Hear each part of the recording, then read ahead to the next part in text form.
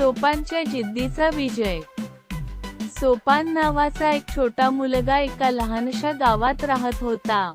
त्याच्या घरची परिस्थिती बेताचीच होती, पण त्याला शिकायची खूप आवड होती.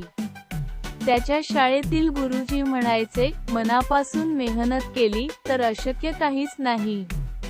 पण एक अडचण होती, गावात नीटशी वीज नव्हती. रात्री अभ्यास करायचा म्हटलं की कंदिलाचा मिणमिणता उजेड पुरेसा पडत नव्हता. तरीही सोपान हार मानणाऱ्यातला नव्हता.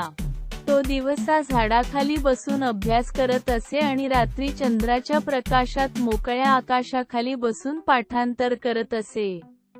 एके दिवशी त्याच्या शाळेतील शिक्षकांनी गावात आलेल्या एका मोठ्या पाहुण्यांसमोर मुलांच्या परीक्षा घेतल्या. सोपानने सहजपणे गणित सोडवली, शुद्ध मराठीत गोष्टी सांगितल्या आणि वेदांचे श्लोकही म्हटले. ते पाहुणे भारावून गेले आणि सोपानला शहरातील मोठ्या शाळेत शिकवण्याची संधी दिली.